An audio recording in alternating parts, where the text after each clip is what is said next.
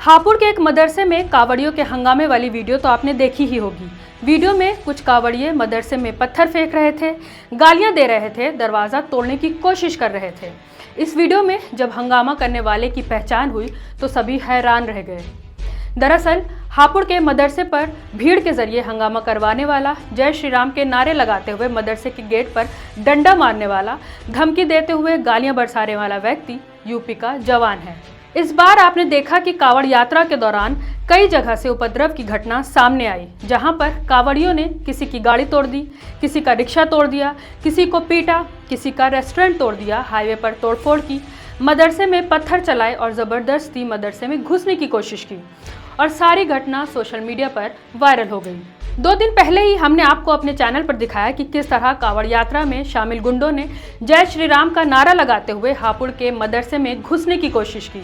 मदरसे के जिम्मेदारों ने उन्हें देखते ही गेट बंद कर लिया तो उन्होंने डंडों से मार मार कर गेट खोलने की कोशिश की और पत्थर चलाए।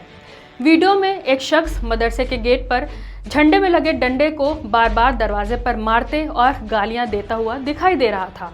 मदरसे के आसपास रहने वालों ने वीडियो से पहचान करके बताया कि ये डंडे से मदरसे की दीवार पर मारने वाला ये शख्स पुलिस का जवान है। जी हाँ, वो शख्स जिसके कंधे पर यूपी सरकार ने लॉ एंड ऑर्डर की जिम्मेदारी सौंप रखी है, वो खुद उपद्रवियों के साथ मिलकर हंगामा कर रहा था। उसकी हरकतों से आप उसके अंदर की नफरत का अंदाज़ा लगा सकते हैं। ऐसे लोग जब पुलिस महकमे में रहकर कार्रवाई करते होंगे तब मुसलमानों के साथ कितना भेदभाव करते होंगे, कितनी नाइंसाफ़ी करते होंगे। सोच कर देखिए, जिनके मन में मुसलमानों के लिए इतना जहर भरा है, जब वो पुलिस की पोस्ट पर रहते होंगे तो मुसलमानों के खिलाफ कैसे कैसे फर्जी मुकदमे बनाते होंगे। ऐसे व्यक्ति जो संविधान का पाठ पढ़ने और कानून व्यवस्था को बनाए रखने की जिम्मेदारी लेने के बावजूद खुद ही कानून व्यवस्था पर सवाल खड़े करवाए और व्यवस्था को बिगाड़ने का काम करे, क्या ऐसे व्यक्ति का पुलिस में बने रहने का कोई अधिकार है?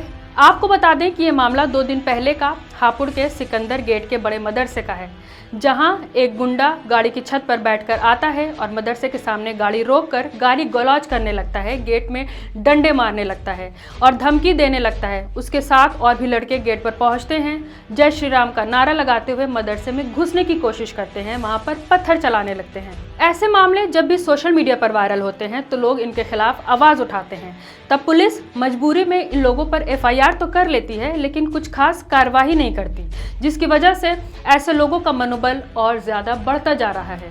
कभी ये लोग गाड़ी तोड़ रहे हैं, स्कूल की बस तोड़ रहे हैं, किसी का ढाबा तोड़ रहे हैं और तो और किसी गरीब की पीट पीट कर जान ले रहे हैं। मैं हूँ रूबा अंसारी और आप देख रहे थे मिल्लत टाइम्स।